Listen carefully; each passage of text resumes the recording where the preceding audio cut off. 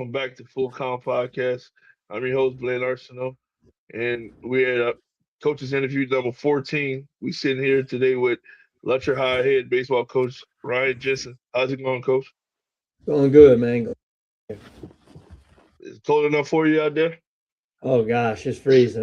We were lucky. We didn't have school today, so we could. I'm sure we'd have probably tried to get something done, which would have been dumb, but we couldn't because school was out. So it was probably. Yeah, same here, same here. Let's just get into it, Coach. Your background, where you're from, your playing days, your coaching, when you started coaching and stuff like that. Gotcha. Yeah. So I grew up in Berwick, and I went to Central Catholic High School in Morgan City. Uh, at a small school like that, most guys, who consider themselves athletes, they try to visit there. Uh, to be honest, I was an average player in all the sports. I wasn't, superstar on any team, a role player, kind of did my job, knew it, just what I did to win. And I didn't get to go play college in any of the sports, but just, you know, I, yeah, I'm on here, about baseball, but I don't necessarily consider myself just a base. Consider myself a coach. I think, I've been blessed in my career that I've coached a lot of different sports. My was when I was in not just in college. I coached Central Catholic during the summer. I think it was for 2 summers. That was back in the day, before things kind of got to what they are now, and high school coaches didn't really do with their team during the summer. And so I had an opportunity to coach those guys kind of really when travel ball started. We were just a high school team. And we went and played in tournaments against, teams that were made up of guys from around the state. But it was just a way, to kind of get in it and provide those guys with something. But then my first coaching job was at Central Catholic, but I was a girls basketball coach Hmm. and an assistant football coach. And I wasn't even going to help out with baseball that first year. But some things happened on the baseball coaching staff and a new head coach, and he asked me to come be an assistant, and it just kind of took off from there. So I was at Central Catholic, fortunate to be a state championship teams on that coaching staff. Uh, and I went to Patterson, and I was at Patterson. I was an assistant for, and I was the head coach at 10 years. 8 times there, a lot of hard times, a lot of work uh, put into that program by myself and the guys who helped me, all the assistant coaches we had at that time. Uh, and then took a shot, just needed a change, wanted to see if I was doing things, you always profession. I just felt like I needed to make a move and different perspective on things. And I came here to Lutcher as an assistant for 2 years for Davey Claymont, Coach Claymont, coach um, in high junior year. We just kind of stayed in contact with each other and came here as an assistant for 2 years and was fortunate to get the head coaching job when it opened up in 2020 and kind of been rolling with it since then. But it's been a difficult journey. I've seen the full spectrum of things. Obviously we've been successful here in these years. You know, fall on a whole spectrum. Does the person, what we have here, and it helped me. I think it's helped make me understand how to a little bit better, and see it from all different perspectives. And the same thing coaching Catholic. Being the girls basketball coach, we were bad. We had 9 girls. We're just trying to find a way to compete, and in all there we were suited and winning state championships. And so I think it's good to not only have the experience with different sports, but also just the different levels. Just the high level of success as Hmm. struggles that come with it. As we all know, it's anybody who thinks it is has no idea about, because it's a struggle no matter where you're at every single day. So you said something. So I think I would guess you agree with Coach G. I had him on a couple weeks ago, and he said every young coach should at least start at like a lower level just to see how everything goes from the fundraising to field maintenance to whatever it is. Just see everything from the ground level, and then work your way up. Oh, absolutely. It's a reality check. Just you come out of college. Most coaches, think they have all the answers. We're going to do so. We're going to be so good, and we're going to do all these things. And then you realize these kids don't. A lot of times. It's we live in a different world now than whenever I was a player, and I think the knowledge of the game has suffered a little bit, and so I think that start at that lower level and maybe where it's a bit more of a struggle, really good if for you learning how to teach the game because that's what it is in the end. It's teaching the game. We would love to all just show up and recruits everywhere and just all out there and go win, but there's so much more to it, and I think that's been one of the things I think in my career was that very beginning. And honestly, basketball job it made me be a coach. It made me understand how basic you need in your instruction. Really carried that over. I think if you would come watch us practice here. I think most people would actually be amazed at what how fundamental things. We host a kids camp and the same drills we do with 7-year, same thing we do with our high school. On a pretty daily basis. I think start of that kind of makes you understand that and get you prepared to hopefully take that step up to the higher level. You said something just a while ago. You said the game nowadays is the knowledge of the game suffered. In your opinion, can you elaborate on that a little bit? Uh, I, we've come into a world where everything is on how hard can we throw it and how far can we hit it. Hmm. I don't know whose fault that is. I find that's what's taken over in baseball, and so I think just understanding of the game and situational ball has sort of suffered. I was helping out with our school practice the other day, and we have some really talented middle school kids who can do a lot of really good things, but it was what I would consider basic things as far as where to be on a plate and where to be in certain. They didn't know where to go. It's it's that simple. Know where to go, and um, I think that's one of our biggest things is like bunting and baiting and defense. I think is what we probably spend way much time on. We feel like we have to teach it. Kids just don't understand it. They're not getting it at a young for some reason.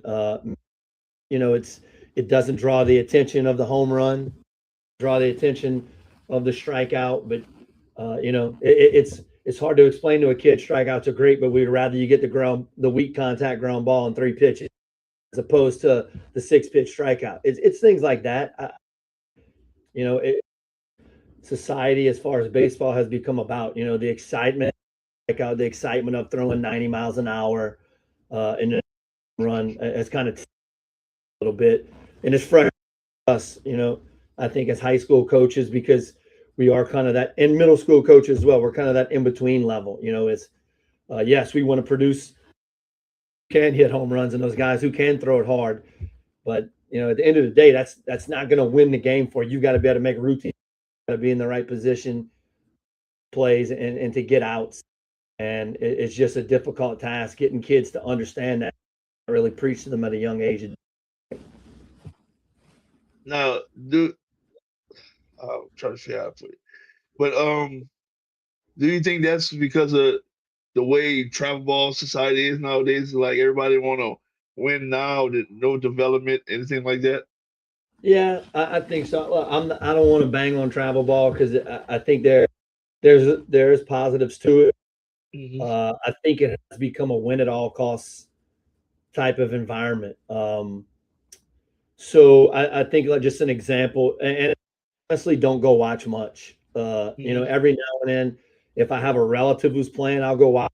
As like our kids, I'm not going to watch them. Even the kids up feeding to us, I don't really go watch. You'll see like having the wrong and being the cutoff to the because he's a better athlete, a stronger arm. I think it's things like that. That's where travel ball kind of takes a spin in the wrong direction, is because a lot of times in travel ball, they want to win, and these parents are paying a ton of money, and nobody likes to lose. And I do like that aspect of it. Is nobody to come here and be okay with losing. The whole idea, it's all about having fun. I've never losing. It's about winning is what's fun, and they are doing that. But at that age, you have to be teaching, and sometimes you do have to lose in order to better understand and a scale of what you're going to do in order to. You get some ball who take on a development set, and you get some guys who take on we'll do whatever do to almost system in order to win. I went to watch my nephew play, and more like a track meet than a baseball game. Just rounding bases and almost daring you to throw the ball, because at the age of 7 and 8, and you're, how well are you going to? Which is all you're going to win, but what are you teaching that kid as far as base running goes? What are you really teaching? And so, in return, the defense catches the ball and they sprint to the pitcher's mound so they can't run any more bases. You're not really teaching the game when it comes to that. So I think that's a so you get caught up in this. What are we going to do? Are we going to be okay playing 40 games and only winning 10, but our kids, or are we trying to, and we played a game of baseball we have to do to win? That's kind of where we are. I think as far as with the game is just figure out where they fit into that. Gotcha. Let's just go back to your Patterson days. So, what was the difference? The difference between uh, Central Catholic to when you got to Patterson? There's just a different vibe to baseball. Catholic had always been a baseball power. When I was in high school, we lost semifinals my senior year, whereas Patterson did not have a very storied baseball history. King everywhere, but football was really king. Basketball was second, and just kind of an afterthought. And so, there was a talent gap as well. We had some really talented guys at Central, but Patterson had some players too that I think didn't know how good they were. Just it just wasn't the thing. It was all football, basketball, and so when I got there, it was there was a lot of talk. We're not good enough to do this. We're not good enough to, and whenever we tried to change that mindset and say, let's find out if we're good enough to do it. And I remember my last year as an assistant coach there, we played 20 regular season games, and then so I take over and we're playing 32, we're playing 34, and our guys were burnt out by the end of the season. And it was a necessity. It was what it was what we needed to do. It was what you to be doing. And they always said we full of doing that, and so we changed that mindset and just said, hey, go at this like everybody, and we're going to go a championship. And it sounded crazy to a lot, but if you're not trying to win a state championship, why are you playing? It's that should be the ultimate end goal for everybody. And so that was our kind of change that mindset. And it baby steps. There was a lot of things that needed to happen in order to really, I guess, try to become relevant. But we made it to the second round. It sounds crazy, but we made it to the second times in my 10 years as the head. They had only been in the second time previous to that. It's small victories like your state championship. As a coach, you're talking about state championship, but you're realistic. What you're trying to do, and it was just trying to accomplish goals as far as just the respect people showed us and being able to compete against ours, in our area. It was, it was, but like one of it's that I would never give up. It was fun. It was great people, players and coaches that I'm still really, really good friends with to this day. And I said, honestly, it helped me be where I am now as far as understanding the game and um, me better prepared because when when you're in that situation that you do and if opportunity I would do this, I would do this. Well, whenever I did get here at Lutcher and we some different ability, different resources, things that I had been dreaming about doing, go do it, and but like a great time, but it was just things as simple as just and what it would look like as far as the grass and changes to the outfield fence and scoreboard, just things that maybe weren't really valued before, or minor details we kind of preach as we're going to be a baseball program. That's what programs have, and that's what programs do. And that was kind of our goal, was to kind of mentality over there. And you said when you took the move to Lutcher, you just wanted to see how good of a coach you were, or if you was ready for it. How was that feeling when you did make that move? Oh, it was hard. When you're a head coach, especially a head coach for 10 years, it's hard to take a step back and be an assistant, especially because of the situation with Patterson, and just being able of so much and really some good assistants, but I was really running the show. And to come here and be just another guy is a difficult change, but one that's valuable in the long run. Learning from Coach Clem, the assistant coach, the other assistant coaches we had here, just so many things. Not only one, validation for things that we may have been doing. Hey, we are doing things, but also some new ideas. To learn from those other guys, I think really helped me. But it was difficult. I just, and I say this, and I learned in those 2 years I'm not made to be an assistant coach. I wouldn't ever want to be an assistant coach again. I don't care what school it is. My mentality and just, I guess, the control that I like to have and organization and just, I want it my way. And I could never do it again. But I'm thankful for those 2 years and what I did learn. But it was a huge challenge. It really, really was.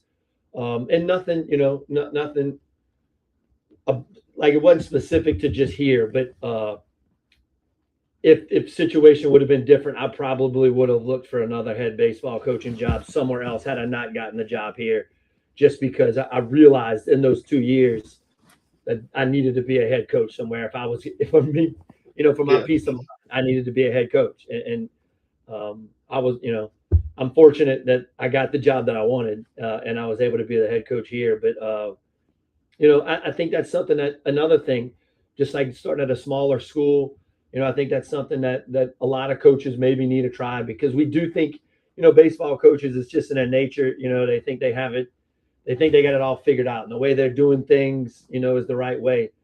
I think it's good to get that reality check at times, just to see, take a shot, go be an assistant at a school and say, maybe I'm better off as an assistant, or, what are these guys doing that's better than what I'm doing, and take that to another job. I just, it's a great tool to learn, to be around other really good baseball minds. And Lutcher had that, being at Patterson, I always viewed Lutcher as a program that, had a shot to win a state championship every year, was doing things right. And well, how can I do, how can I change things? What can I learn to take into another job? And those 2 years gave me that opportunity to really learn. and eventually you did get to the top, and you did win a state title. How was that feeling? How was your kids that whole year? Oh, well, so 2020, was my first year as a head coach. We kind of went full steam ahead, and we wanted to really preach accountability and just kind of belief in what we're doing. I was very fortunate that your group and to what we were, what we were saying, and we had to, and then COVID comes and shuts us down. We were 12-2 and really feeling good about life till COVID, and then thankfully it snowballed into 21 and championship game in 2021. So there was that belief. Hey, we talk about winning a state championship, not just coach speak. It wasn't just a dream. That 2021 group, even though they lost the state championship game, real, real possibility. Honestly, in 2022, we had a lot of guys that hadn't played really varsity. They had played a lot in JV and got in at bat here and there in varsity, but didn't have a whole lot of innings. We had a core returning, but a lot of question marks. And that 2022 group was just really scrappy and played for each other, and just a hard-nosed group that I don't want to say we didn't expect to win it, but I really appreciated it. It was a challenge. They grinded to win the state championship in 22. It is, when you a job like this, it's possible, but you don't know how long how long until they do, things you want. And that was a group that really deserved it just because of the way that they competed. And then in 3, we lose in the finals to a Lakeshore team that could really, really hit, and just kind of a bad day. We won game 1, and then we lose both. We lose on that day. I think it was a Friday, 2 and 3, snowballed on us, and that kind of stuck with us. And that's we play in the Crescent City, which I would say is probably the best high school baseball summer league there is. It's with all the schools from the Catholic League. We play in that every summer, and we went in between 23 and 24, and we won that summer league, which it just made you a believer. It made you a believer that 2020 be really, really special for it. And we didn't hide the fact that we thought we were pretty good, and I told people in preseason this good and had a shot to win a state championship, and we were just the playoffs. That group was playing well, and honestly, just I think we runs the entire playoffs, and I would say in my time the 24 team was the best team we've ever, and I would say probably one of the top 2 or 3 best maybe in the history of Lutcher High School. There's a lot of pressure that comes with those expectations when you go into a season talking about your good and think you have a shot. You better respond. You better play well, and that group did. That group was on, and I was just happy because a lot of those guys played on that 23 team and get to Sulphur after Sulphur in 21 and 22. It was kind of a gut check, and hey, this isn't easy. We made in a row, but it's easy to get there, and I think it kind of opened their eyes, and they showed up with a determination, and that 2024 team was just really deserving of everything they got. A ton of guys playing college baseball from that, just and they deserved every bit of it. It was really special. And then, of course, last year we lose in the semifinals in a 3-game series, kind of right there on the edge again. But a whole different group once again last year we had in 24. But it's a fortunate problem, but we've kind of gotten to the point where last year is viewed as disappointment. They got the respect they deserved.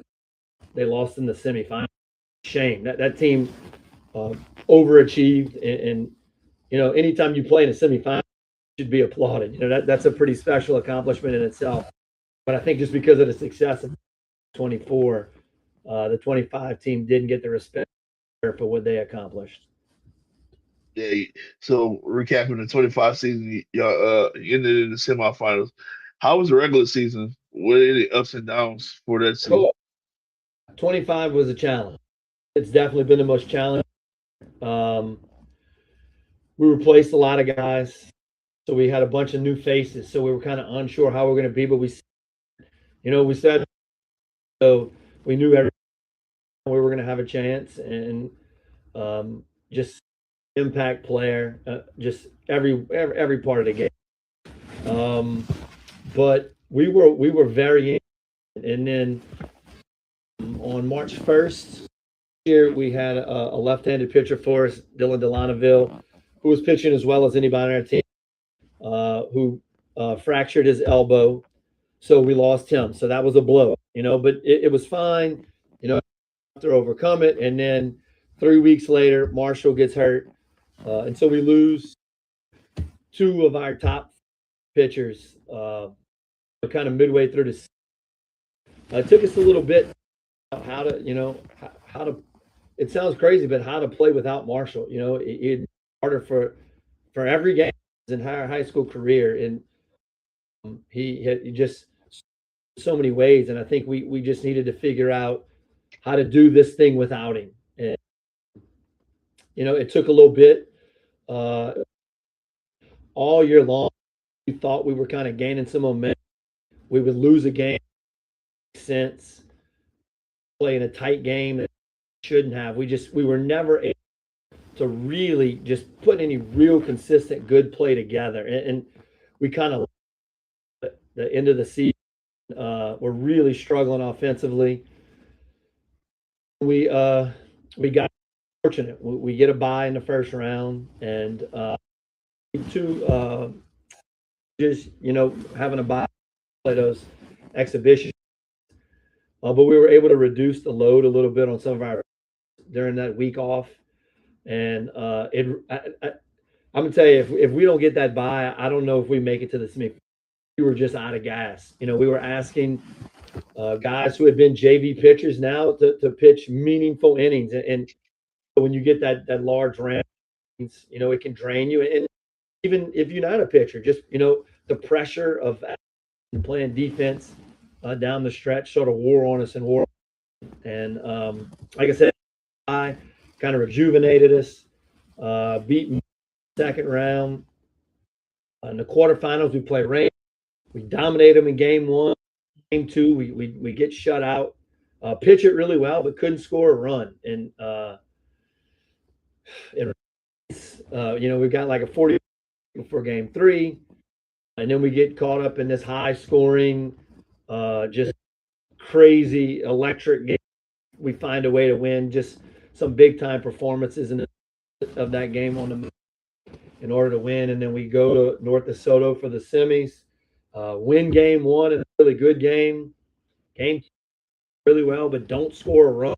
In game three, heartbreaker. We're up 2-0 in the bottom of the sixth with 2 outs, and just don't make a play on a foul ball that we probably have, gives them new life, and it just kind of snowballs by pitch, a base hit.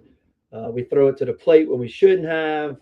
Then a ground ball, and a guy trips over his feet. Just craziness, and they score, and we lose 3-2. And we're literally playing out away. If we get out of that six, giving up a run, I really do probably win that game. So we're out away from playing for the state again, and just a whole chaotic mess and lose to just. But it is the first time that I think we really had that heartbreaking playoff loss. When we lost in the state championship in 21, it was tough, but we were down by 3 runs. And then in 20 to Lakeshore, that last game they 10-run ruled us. So we never had that, oh my God, what just happened moment. And it's just really tough. You feel kids, because they overachieved. They easily could lose, 2 guys like that to injury, and there's a million excuses. A million different things we could have said and just shut it down. But really played well all season. And like I said, expect, that's a team that's in game 3 of the semifinals, uh, where you've got all these new faces and just really a great effort. The whole year, like I said, was it just a whole lot of outside affected that team. Just it was a grind. It was it wasn't fun. It really, to be honest, a semifinal something, but it wasn't. It was just every game was a challenge. Game like fires from the outside and trying to bring us down. But we found a way to, got like 4 outs away from being back in Sulphur. But it didn't fall our way, and so it's our job this year to try to get back there. So after a heartbreaking loss in the semis like that, how long of a break did you give you guys before you started ramping up for 26 season? We had we lost on Saturday. Gave them the week off, through the state championship, and the following Monday we had tryouts for the summer. And it's the nature. You don't have time for yourself, because no one feels sorry. I can tell you that, Mm. And so we had to get back. We're in that New Orleans, where if you don't show up to play, you're going to have a rough time. You got to get over. And we had started the summer and actually had a really. We went 10-2 in that league this summer. Finished just out the playoffs. We finished tied for what place, but lost the tie in the playoffs. Happy with going 10-2. Makes you feel good because obviously the loss affected us. Mm. In the summer, ready to go, ready to prove something. Would have both places again. But I think you see, or at least we saw this summer, just some guys just hungry to get back.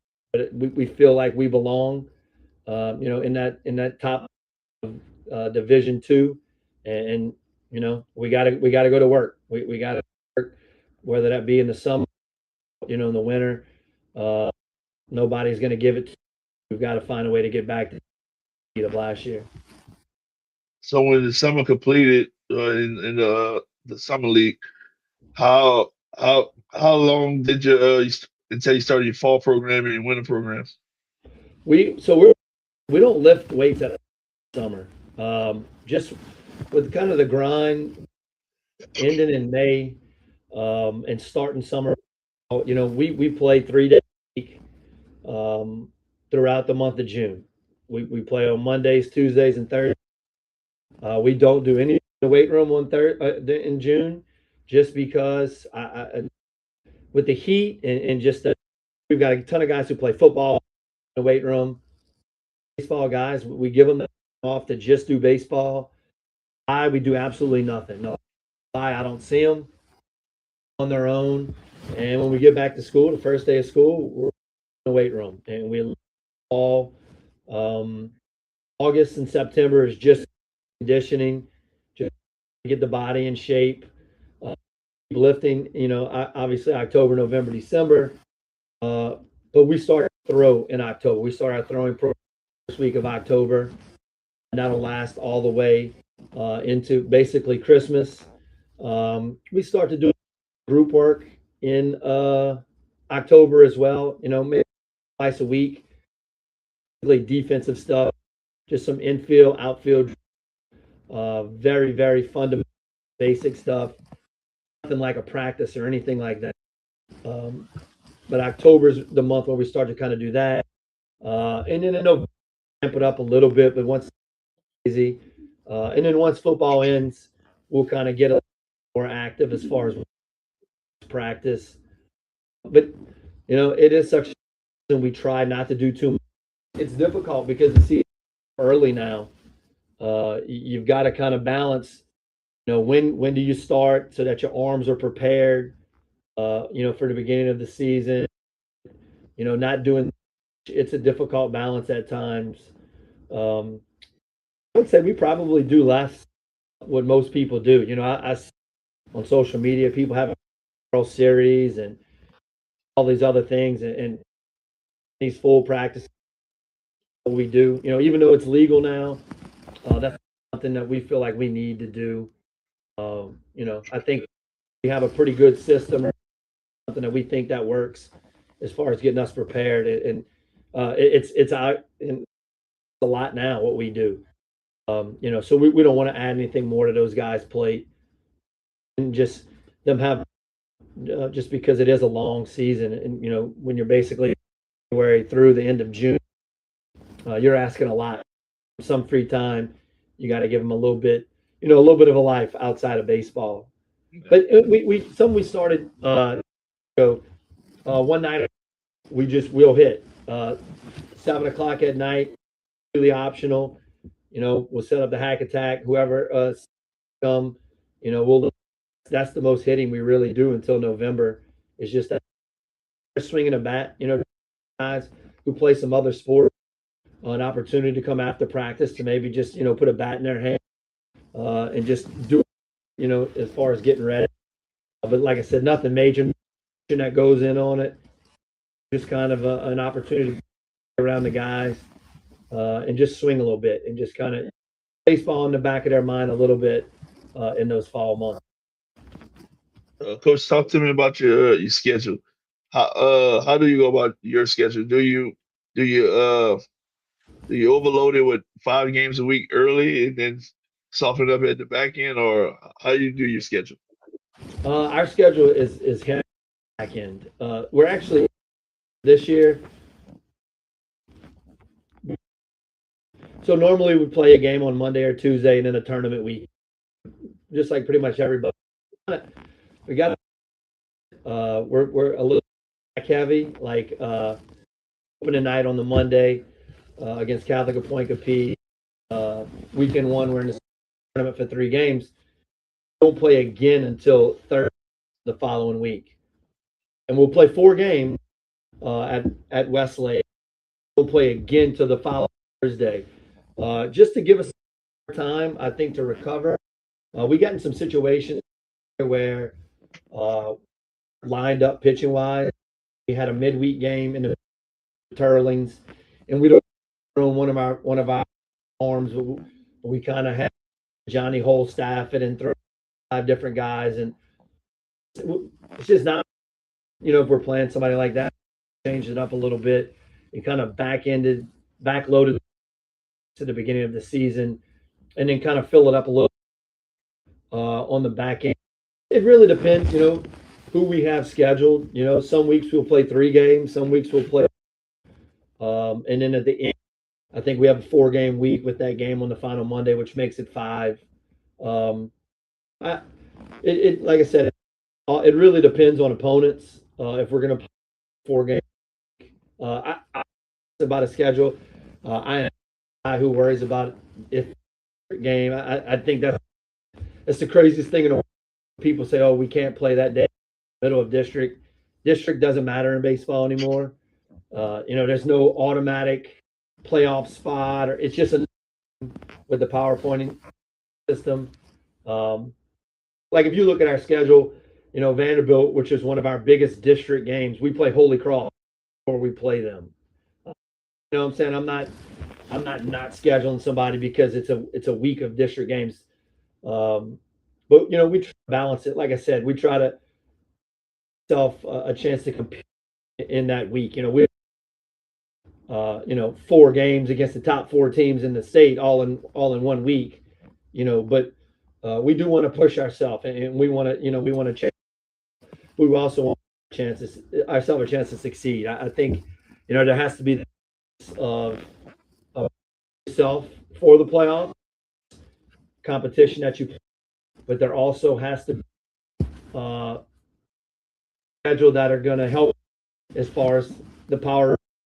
It's got to find that balance. As I make sure I'm taking care of my team from a seating perspective, but how can I take care of we're ready to compete the playoffs and the quarter semifinals and the state championship. You can't put cupcakes and expect to be really good teams. You've got a mix of PowerPoint and teams that are going to really, really challenge you, and something to reference back to in those tough moments later on in the playoffs. Gotcha. Coach, any players to look forward to in 2026 season? Yeah, we got a group. It's we just had this past a couple. We had PBR here. We did a PBR, and some guys put up some numbers. For my guys that really stand out, Rush on the mound. He was our number 2 last year when Marshall got hurt. He was kind of forced into that number 1. Ran with it really when he got into a more significant role and just was dominant in the play. He won all of his starts against Minden, Rain, and North DeSoto. Was just really composed, really well throughout the whole on the back end of the season. We expect to kind of take off a good year offensively, but there's better things coming from him as well. Damon on the mound for us is another senior that's going to get a ton of innings as a star. Plays shortstop. Both Cameron and Dane are community college signees. Dane plays shortstop. We expect big things offensively as well. Bryson Keller is our catcher, and he'll pitch for us as well. He actually threw game 3 against North DeSoto and saved his best outing on the mound for the biggest stage. He deserved to win that game. He pitched really well. Just had some bad luck for us again, and he's really, really good behind the plate. Right now, you going into say he's our best hitter going into the season. Had a really good season this year and has had a really good couple of scrimmages so far. Eric St. Pierre is a guy who for us last year in the outfield, but has a ton of pop off and is a middle of the line for us.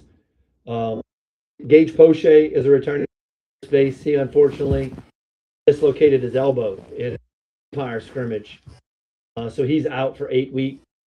And so we hope to get him back right in time, right when we start getting into the district portion of our schedule. We hope that he's back for them.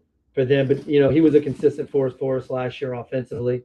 We would expect the same again.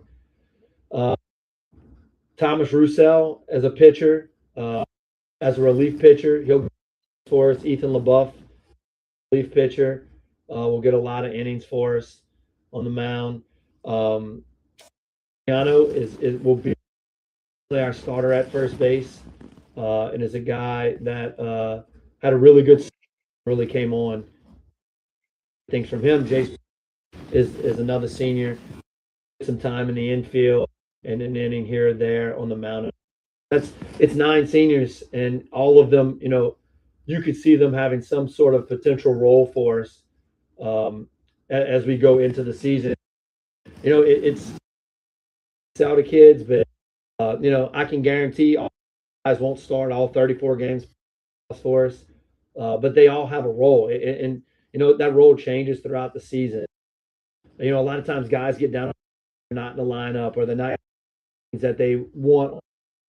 That could flip on the back end of the season, and I think that's going to be a huge part for us. Is can guys accept their role, and can guys understand may not be as great right now as it is 20 games into the season. It's a marathon.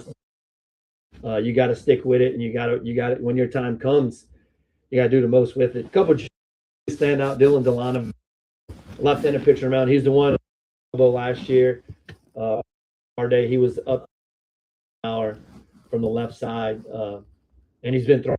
So he's obviously going to get hard for us on the mound, and he's been a really big support offensively. He's as of right now, he's won a spot and a spot in the for us offensively.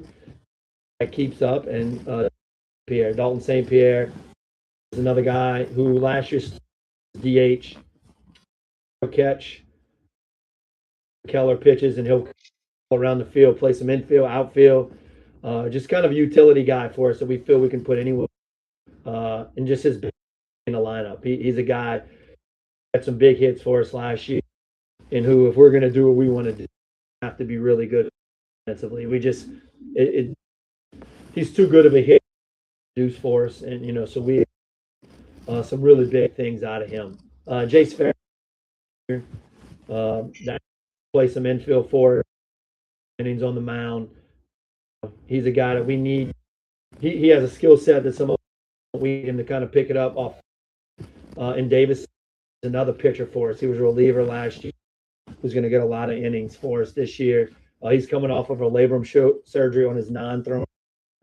A lot of potential for us as well to kind of gain some in a spot. I know it sounds like a lot of guys, but that's one of the things we like about this team. We feel like we're really deep, and I'm probably leaving off some guys, just trying to, not take too much talking about them, but we feel like this is one of the that we've had as far as position players and pitchers. I think we have 10 guys right now that we trust to go get outs on the mound in the biggest moment. It's a value have to be able to go, whenever a pitcher's struggling.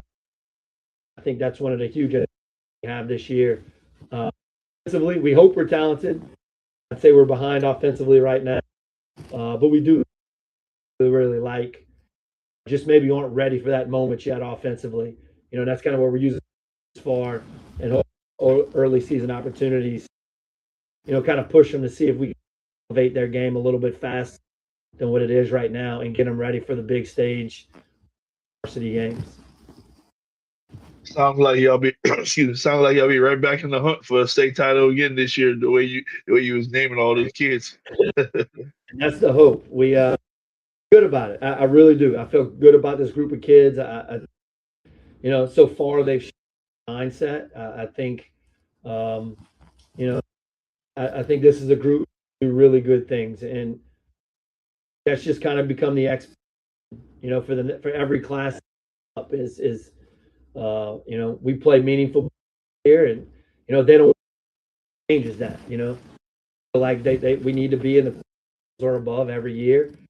And it's kind of a challenge to each group, to hold to that standard and not lower it. Yeah. Well, Coach, what's one lesson baseball teaches your players you think most matters when they leave your program? It teaches you humility all the time. The great thing about this game and kind of the worst thing about this game is you can have a great day, but the next day it can bring you down. And on the flip side as well, you can. And then the next day you can be the best player on the field, So I think it teaches our just to in everything, outside of baseball, you're going to have good days, bad days, but you've got to be a consistent person at whatever job is. You've got to be a consistent husband. You can't let those ups and downs that life throws at you affect you.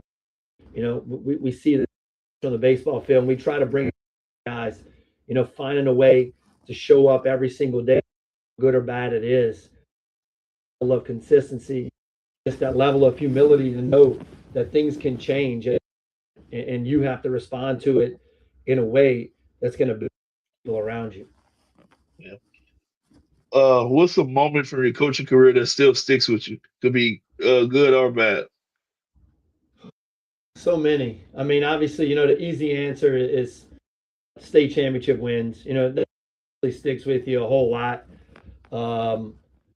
There's just, last year, a big moment. We had a tough loss game, and then we got to go to live overnight, and we find a way to gut out that win. Not, obviously, it's just a game. It's just a proud moment as a coach. Guys recover from something like kind of same thing against Rain in the play. Last year. You lose, and you got to turn around and play game 3, and the world's kind of spinning because you're supposed to lose in the playoffs, and you've got to show composure and come do it again. I think that was some moments that really, really made me proud. So many moments at Pat, it just there's no state championship, but so many times, just wins that maybe aren't as, as far as not as your name, but just teams that were probably more talented, teams that took us for granted a little bit, and just seeing our guys, kind of grow and just develop into better baseball sticks with you. But really, as I'm talking about it, probably the biggest thing that's really stuck with me is kind of the relationships, with some of those kids being in their weddings, and being invited to it. I think that matters more really than, text messages after we win a state championship from those guys, messages from former players, congratulations on different. I think that means a lot more, just to kind of see kind of the impact they have had on some of these guys outside of school. When I applied for this job, I asked some of our former players if, like, not letters of record, just letters about their of me coaching them, and just having the opportunity to read some of those things that some of those guys said. This has really stuck with me. Was you a little bit, really makes you appreciate those much, and just you spend with those kids, just how much it matters, and relationships that you build, with a kid at the time who is into an adult, and have an adult relationship with those. I think those moments stand out more, and just being able to hang, now as friends, to coach and player, that goes a long way. It really is the whole point of this profession. Yeah. Coach, everybody that came on, I asked them this question. What's your approach to a kid when they're doing everything right off the field, but struggling on the field? There's so many good kids in our program, and it's just, that's the hard. You just keep talking, you just keep working with them, and you just keep telling them, keep doing the right thing. We always say good things happen to good people, and just keep doing the right thing outside the baseball field, and eventually it's for you. And you know what? Of working out for you, and same for everybody. Not everybody can be the superstar, and just because you're a great person, you're going to start, you're going to play,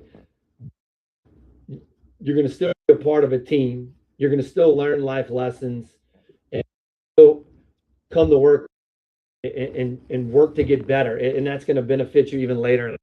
Just we try to reward those kids when we get an opportunity, in some games, but it's probably the toughest part of, you see just that model citizen kid who just, maybe baseball just isn't working out for them the way that they would like. You just try to keep pushing them to kind of stick with it and keep doing the right thing. Don't get down on themselves, and help them make them understand it. Baseball, this is just a small part of what they're. The rest of it, in the years that they have, are so much bigger than. Coach, before I let you go, is there any advice you could give to young coaches that's trying to get into this profession? Man, look, there you get in. They need to, because we always have jobs open. It's so hard to find coaches. One of the biggest things is you got to have some thick skin, because every decision you make is wrong. There's no, in 2022, we win the state championship. We drive back to school. We get off the bus.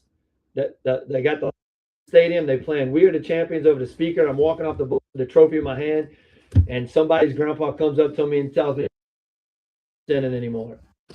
Every decision you make is wrong, no matter if it works out or not, because you're choosing, this kid isn't in somebody's kid over another person's kid. So there's always going to be, every decision you make is going to be criticized, and you got to understand, nobody knows your kids better than you. Nobody spends more time, with your players than you do. Nobody. This is your job to do for a living, and so they all think they know better than you. And you need to be confident. You need, kids accountable. Stick to your guns, and be you.